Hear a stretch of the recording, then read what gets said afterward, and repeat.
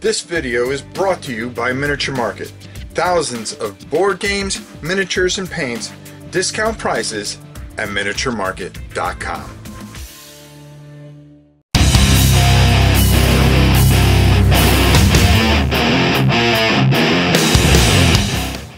Hey everybody, well, it's that time of year when you just see 10 million countdowns. Well, why not add to it and just give you guys another countdown? Why not, right? But these are my top 30 games of 2018. Now, over the next 3 weeks, we're going to be talking about the top 30, and then we're going to do another week of my top games of all time, because this list actually affects my top 25 games of all time. And there's a lot of things that are in here that made their way into my, well, of course, top 25. And also, in my top 25, I'll also have my most disappointing game of the year, which I think some of you already know what it is, but we're not going to talk about that right now. So without further ado, let's talk about some of the games that I really enjoyed this year. Now, I'm going to leave this open. These are games that I played in 2018. Doesn't mean that they were made in 2018. They were things that I uncovered and found that I absolutely loved, or they came out this year, but they stood out in my head when I looked back at the entire year from January to now of games that I thoroughly and absolutely loved and enjoyed. So without further ado, I'll put on my Harry Carey glasses and let's start off. At number 30, Gizmos. Gizmos from Cool Mini or Not. Now, believe it or not, I was shocked at how much I really liked this game. If you guys played Potion Explosion, you've seen us play it here at the house, and I said, oh, this is just another Potion Explosion. No, it's not. It's very smart. I love the whole system, how all these things can cause like chain reactions and combinations as you put these gizmos together and so forth and so on. And they can do all different things. And before you know it, you're building this engine that is absolutely creating all these wonderful victory points that you need to win the game. At 29 is a game I've gotten to play a few times and I really enjoyed this year, and that's Wildlands. Rodney and the guys did a wonderful job explaining it, so that made it easy. The figures are beautiful. I painted up already 2 sets, and I'm going to be doing a set live for BGG, so you can see how much fun they are to paint. I've been waiting a little bit to do that, so you'll get to see that hopefully by the end of the year. At 28, Fallout Wastelands. Now, this is at number 28, and I think it would have been higher. I like the system, but I almost kind of feel that it's something I've already done already. I really enjoyed it. I thought it was very good, very solid, and it did a lot of nice things. I think I got to see more of it to get it to go higher. At number 27, 27 is going to be Song of Ice and Fire.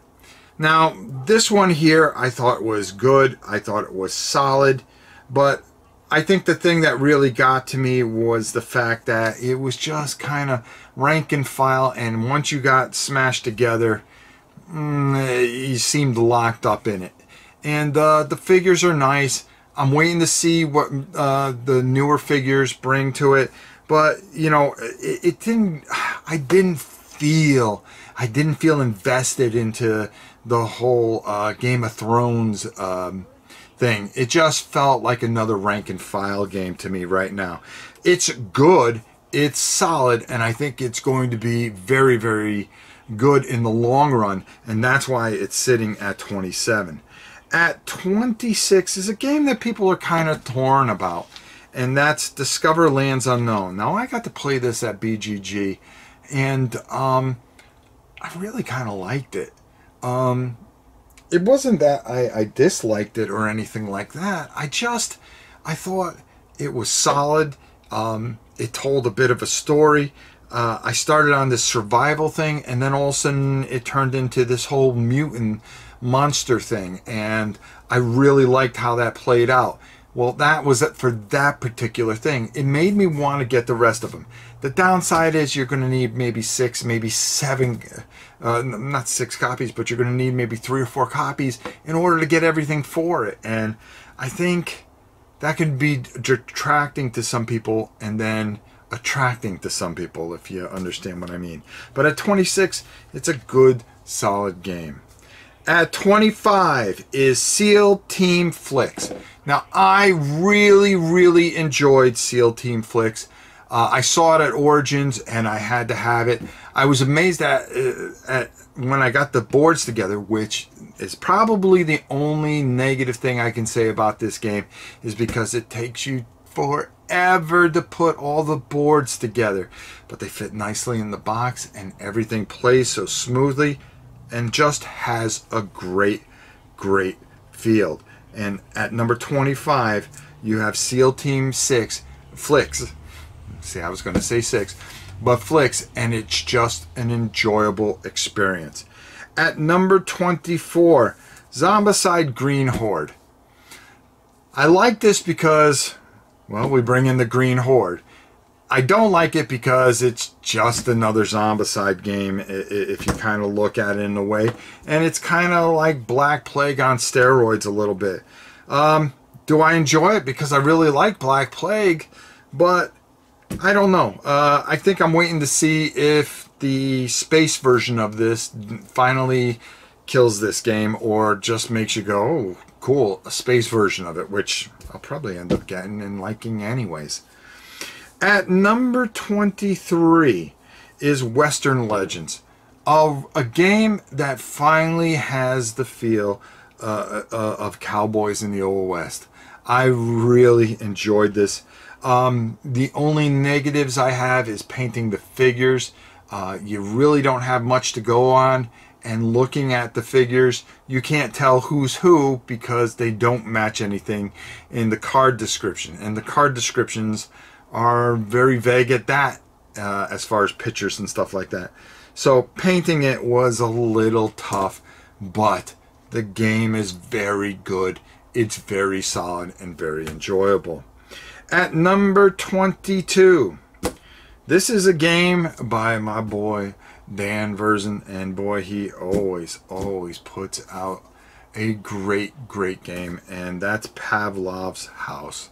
It depicts an old Russian story, and it is just absolutely fantastic how it plays out, how it does everything. The game board is broken into 3 different sections. You can play it multiplayer. You can do a bunch of things with this. It's just a fantastic experience to play this game, and very enjoyable. At number 22, I suggest, I think it's a game that's under the radar and deserves a look for you guys that are war gamers and enjoy things. At number 21, our final one on this list, is Grim Forest, and I absolutely love this game.